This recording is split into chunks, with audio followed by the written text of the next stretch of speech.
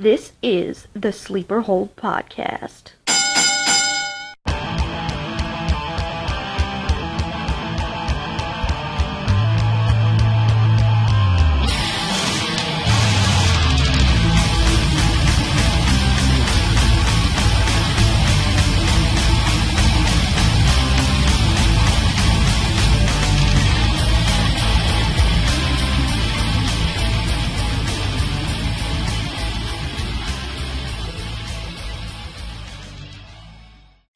Welcome to the Sleeper Hole Podcast, where there is no disqualification on the topics and falls count anywhere. I am your host, Priest, and we have a bit of a special episode for you all. First off, I just wanted to say that since our last episode, we have seen a great pay-per-view and follow-up on Raw with Brock Lesnar and Undertaker trying to destroy each other.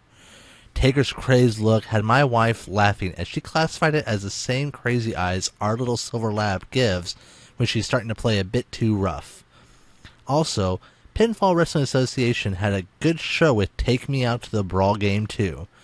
But, alright, we are going to get back into business with this one.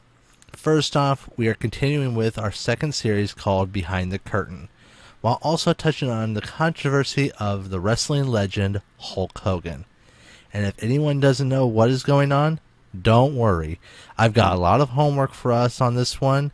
So, as we look behind the curtain with the second episode of the series, let's lock up with the topic called The Card. The card is defined as the layout of the event or show. It will often list all matches, promos, and anything else going on in the show, and it's usually meant to make sure everything runs smoothly and in a timely manner as much as possible.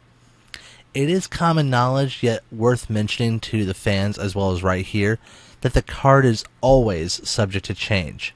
You never know when something may not go as planned, and that's the interesting part of wrestling. And this isn't just with local companies. Big companies like the WWE have had to make last-minute changes to their card from what they initially advertised. Just look at the most recent pay-per-view, Battleground. We were expecting a triple threat match for the Intercontinental title with Ryback, Big Show, and The Miz. But when Ryback became injured, that match was scratched for now. Honestly, though, as much as I wanted to see that match, I think it was for the better as we got to see more time to highlight the Divas Revolution. So one thing when setting up the card that most companies do is they kind of work backwards. They focus on the top of the card first, which is going to be your main event matches, your title matches, or anything else that has been heavily hyped up, like a major grudge match. Of course, your main event is set to be the last match on the card, and is usually a big draw to the show. Think of when WCW gave the fans the match they have been wanting to see forever with Hulk Hogan going against Ric Flair. That was the main draw of the show, and rightfully the main event. Everyone wanted to see Brock Lesnar take down Seth Rollins, so aside from this being the title match, it had also all the mechanics of being a main event.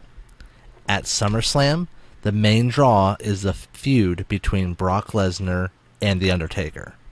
So even though this isn't really a title match or anything, it is a huge grudge match, it is very hyped up, so don't be surprised if this becomes the main event of the pay-per-view. Next up is the mid-card. This is where you have recognizable and loved superstars who are either building their feud or are not seen as being the spotlight of the shows during this time. Sometimes they are lucky to be main event material, but more often than not, it's not the case. What's a shame is that usually the people who are in the mid-card are extremely talented and hold so much potential, but they're not given the break they deserve for a big spot in the company. Sometimes they are even more of a draw than the main event storyline. They are, however, usually the ones to go after the title or titles that are not on the top tier championship. For example, with WWE, you have the Intercontinental title and the United States title. So, you want an example of a good superstar in this area? Think of Dolph Ziggler. This young man is considered a mid-card talent as he occasionally has his matches in the middle of the show and is more often than not going after what is considered the mid-card titles. Now, this isn't saying Ziggler hasn't held the WWE Championship, or Heavyweight Championship for that case, because he has twice. But when it comes to booking, they usually focus on keeping him in the middle. For a while there, I thought they were finally going to bring him to the top card status, as they had him be the winner of the Survivor Series for Team Cena and caused the Authority to be fired. They really made Dolph Ziggler shine to the point where I thought he was going to be the next big name.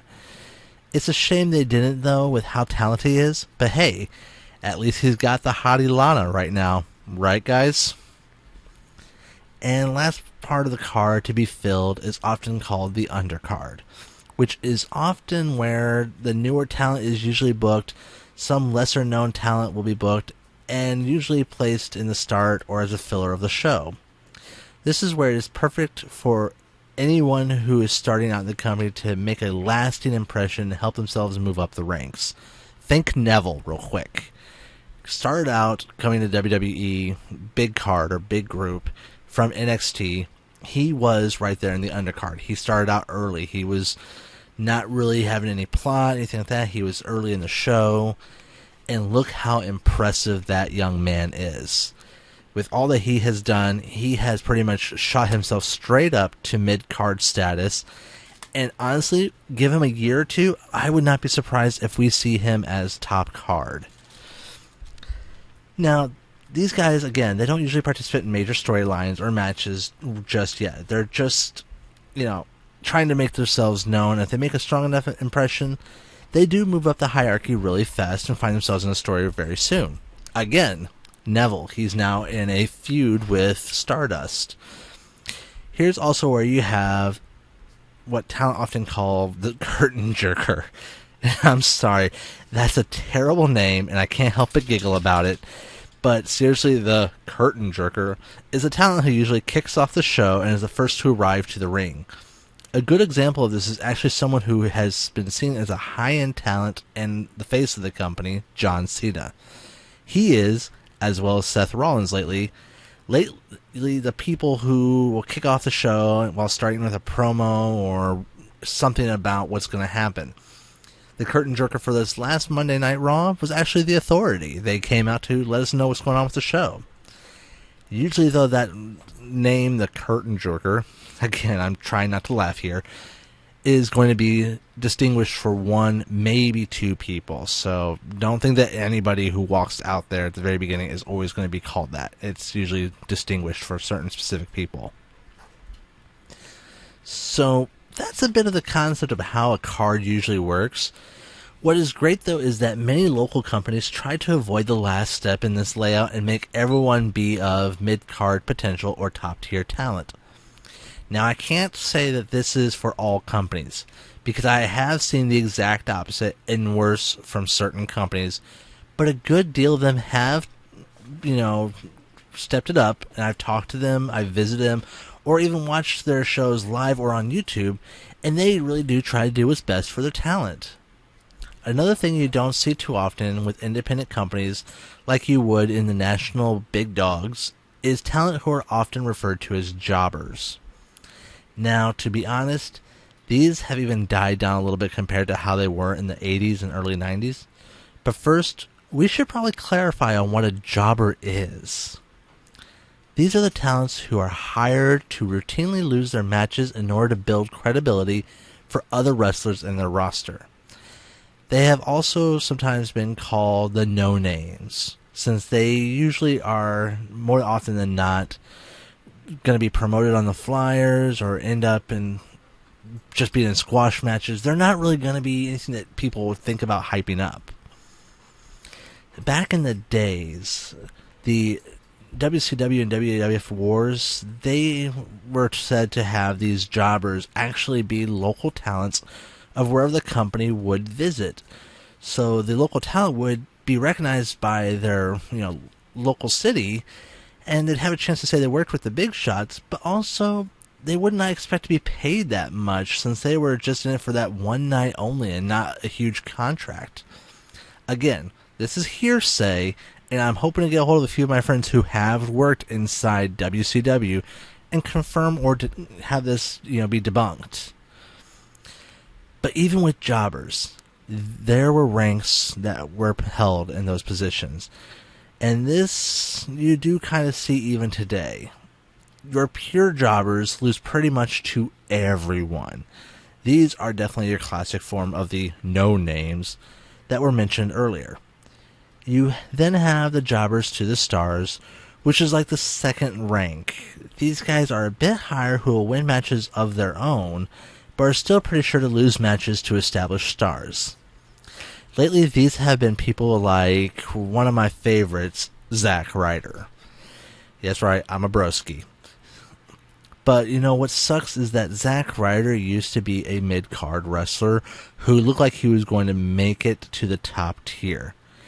Then he slowly started to fall down the ranks to what is the top rank of the jobbers, which is what we call a glorified jobber.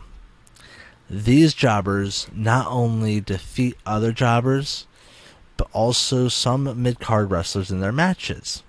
Again, Zack Ryder's not there anymore, but he was a glorified jobber for a while. Now he seems to be more of the jobber of the stars. Anyway, back to the glorified jobbers. It's a bit sickening to me because, again, you see the passion and sheer talent these guys have. They love wrestling, and they never get the push they deserve. Now, one thing also is a great example of a person who was a mid-card and could be considered a glorified jobber at his time, as of recently, is not only Dolph Ziggler, but someone who anyone could probably remember and associate with, especially since he's now a judge of Tough Enough, and we're talking about Daniel Bryan. Remember the whole Daniel Bryan and the Authority and their whole he's a B-plus player type gimmick? Before he finally won the championship he deserved at WrestleMania? Yeah, that's the perfect example.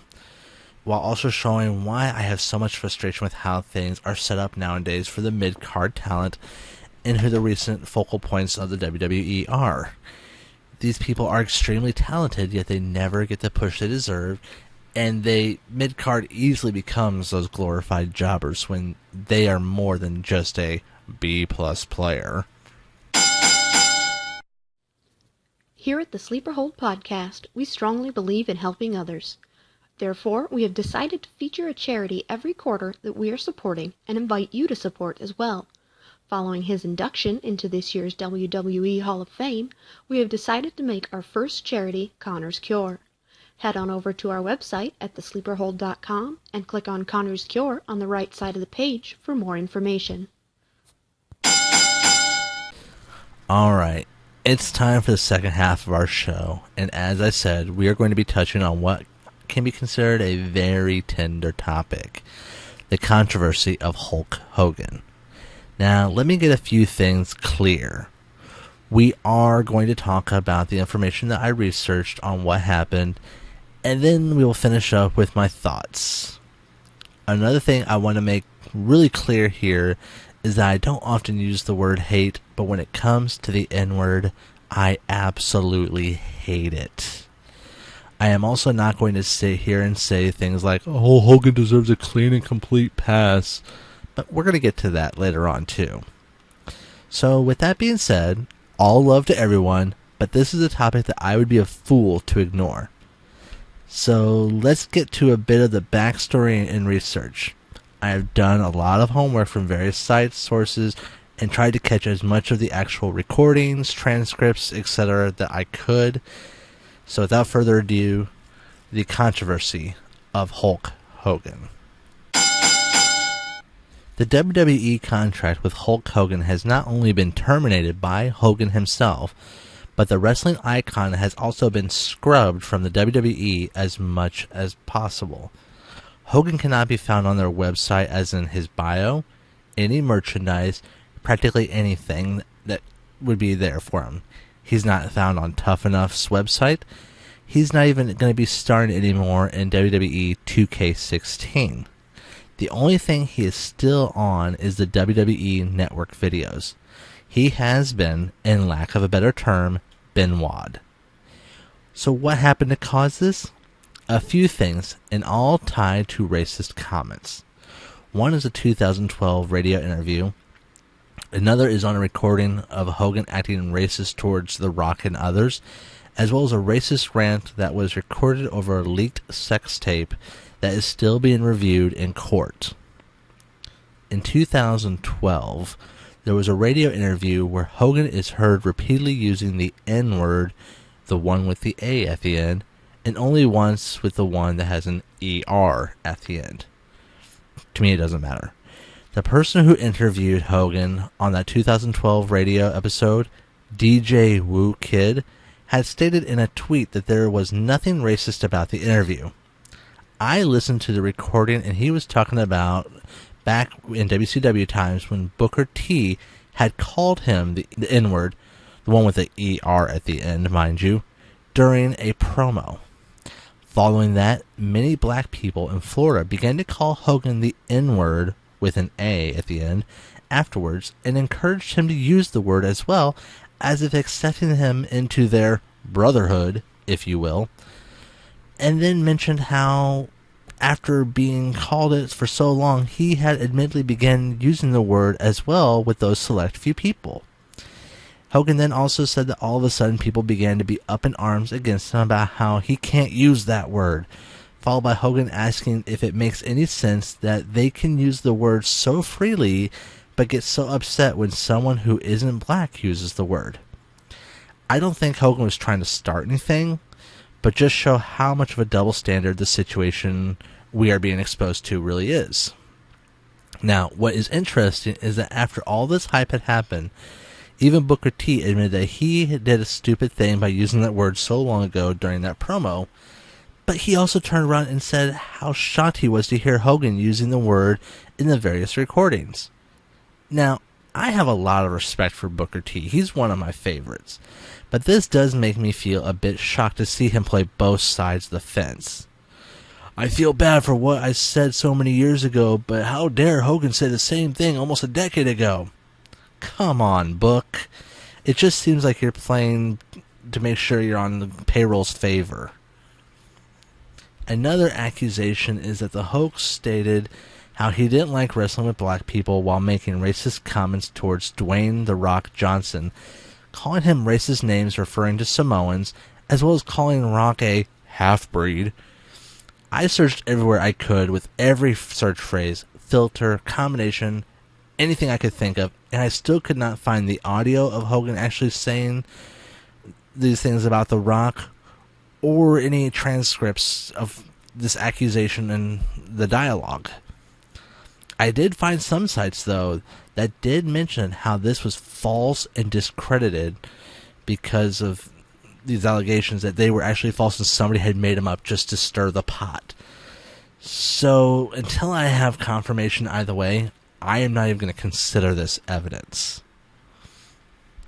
Now, we get to the real big detail. This is what really kind of caused everything to happen.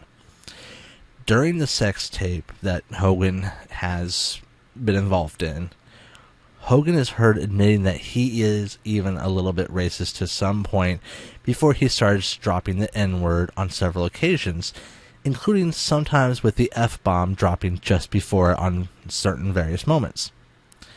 What is Hogan ranting about? Mainly his frustration with his daughter, being Brooke, and her dating life. Hogan also was not made aware of this conversation that was being recorded, let alone the sex tape itself that ended up being leaked and sold. Also, from what I've read, the audio file that is in question here appears suddenly in the file from the sexual footage and is not consistent with what was going on in the filming.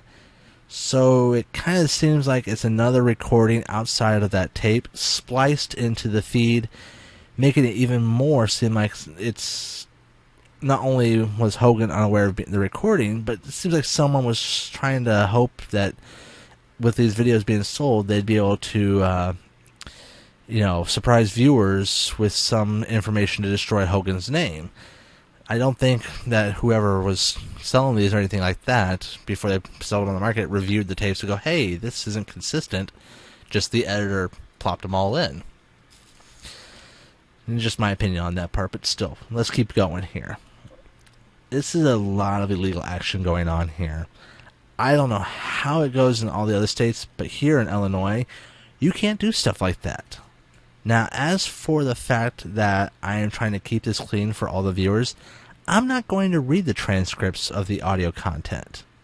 And also, as of today, there's now been websites stating that Hogan allegedly name-dropped Jamie Foxx in the recording.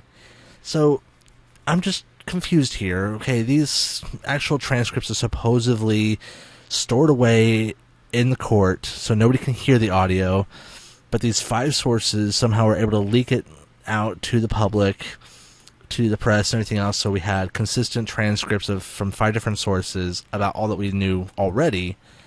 And then all of a sudden, oh hey, by the way, Jamie Foxx was dropped on that too. Okay, how come we're now getting this just now and not last week when this whole thing really started happening? It just seems really kind of fishy to me, guys. Hogan, though, he even apologized for this his rant. I always have a hard time with that word. And stated it was unacceptable and inconsistent with his beliefs and who he truly is. He did also say there is no excuse for his words, but I think it's more powerful to read part of his statement. So, without further ado, I'm going to give you his actual statement. Hogan said, and I quote, 8 years ago, I used offensive language during a conversation. It was unacceptable for me to have used that offensive language. There is no excuse for it, and I apologize for having done it. This is not who I am. I believe very strongly that every person in the world is important and should not be treated differently based on race, gender, orientation, religious beliefs, or otherwise.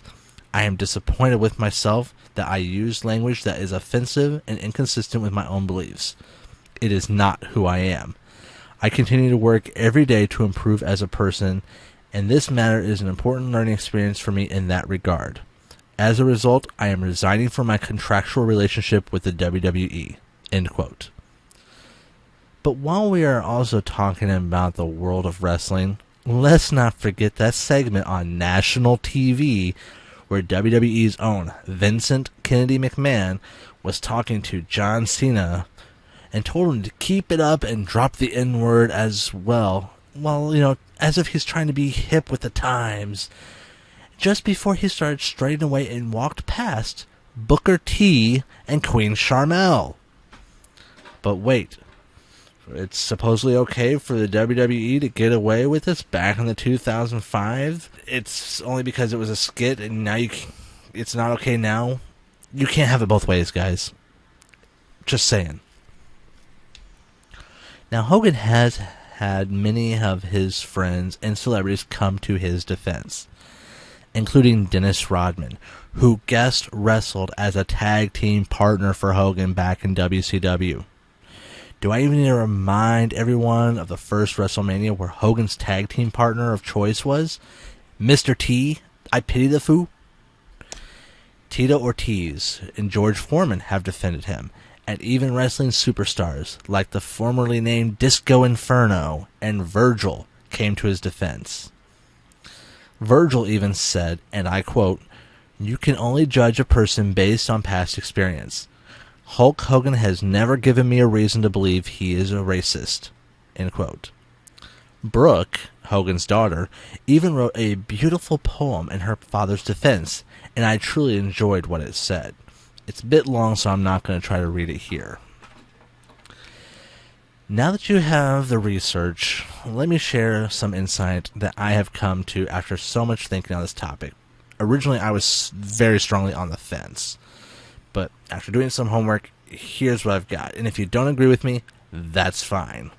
I only ask that you have done your homework too, and not just basing your opinion off of the little things you may catch on Twitter, Reddit, or Facebook. First off, I truly do not condone anyone using the N-word, regardless if it ends in the ER or ends in A. I hate that word. I hate when anyone says it, no matter their racial background, their celebrity background, like an athlete, actor, or musician, whatever. It's a stupid word that is used in ignorance, and yes, it has been used out of hatred as well. But I also realize something much like many other racist words, even ones that I have been called, it is a word that can only hurt me if I allow it. So when it came to Hogan's radio interview, it didn't faze me so much when he was telling the story about Booker T and all that stuff. Do I think the words were necessary to tell the story? No, but whatever. Do I think Hogan would have said those things about The Rock? Not at all. So what about the big issue, the recording of Hogan's secret adult film? Let me break it down a bit. If we were to get rid of the racist part, we would see a very frustrated father with his daughter's decisions on a rant, and he probably had bottled up for so long, and in his frustration made poor choices on how to word it. But the words were there. I can't deny it any more than the next person. Did Hogan say he's a little bit racist? Yes. But how racist exactly? Who knows? I know many people who could be accused of being racist because they make comments about stereotypes of various people of different racial backgrounds. Again, I'm not defending Hogan and saying that it's what he meant, just giving food for thought. I also look at it like this, and please, humor me real quick. If this was anyone else, a common dad, it may be someone also accused of being a racist, but would it lead to such actions as this has become? Who knows? What if it was a black man who said all these things? Well, surely he just didn't approve of the type of kid his daughter was dating. Even if we got rid of the N-word and replaced it with some other insult to a different race, like a race insult to white people, cracker, it wouldn't have blown up this much that's how I feel. I'm sure it probably wouldn't have. Maybe I'm wrong. But that's the big thing with me about this whole situation, and it goes into so many other things that are going on today that would just take me way off topic. But lately, as Americans, we have become very ridiculous and full of double standards. And this is just one of the many examples. Why is it if the N-word is dropped, all hell breaks loose? But if someone is called a word to insult a Caucasian or Italian, as I have been on many various occasions, it's often ignored as ignorance and not something that causes people to go bananas over. Granted, when someone calls me a cracker, I only laugh about it asking them, am I a saltine or a Ritz?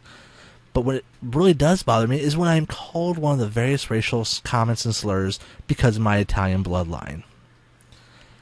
I think the big other thing here that we need to remember is that celebrities, be it musicians, actors, athletes, politicians, whatever, they are always in the spotlight.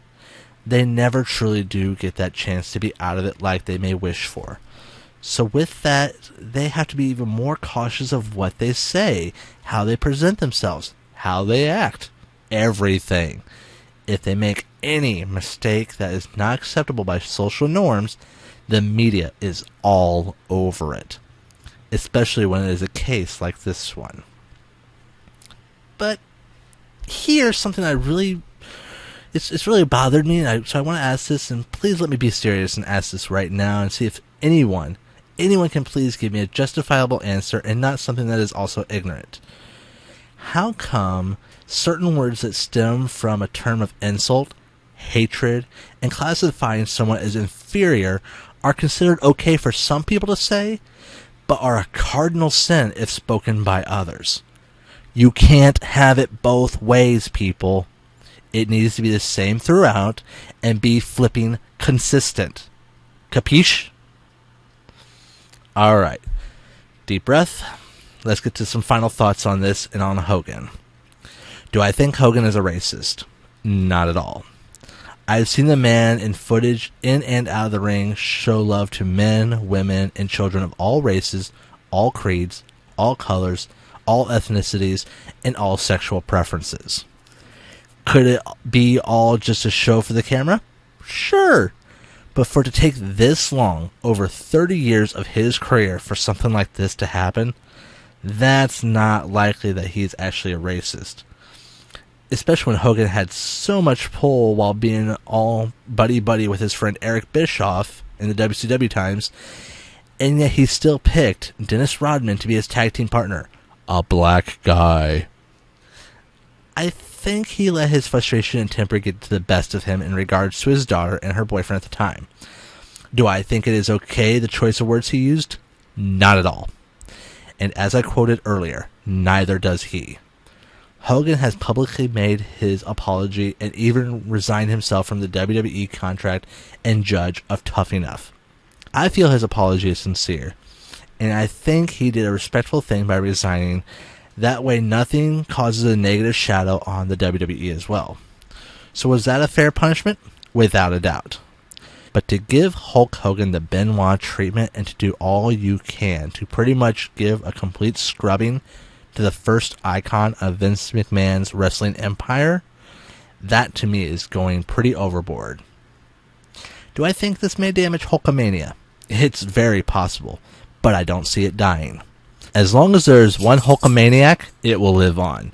I just think that this has unfortunately got caught in the storm of everything else bad going on in this time that is of similar sensitivity, and that's why it has blown up out of control to where not many people are willing to do all of their homework on the topic.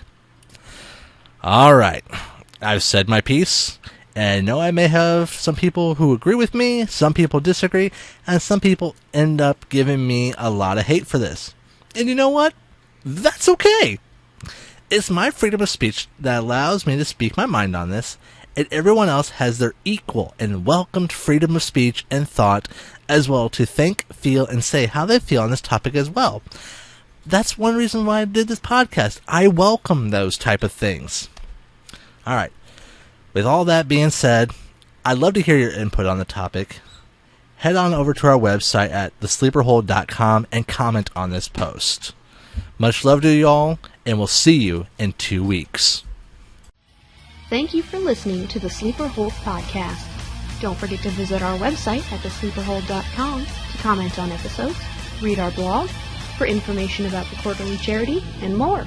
See you in 2 weeks.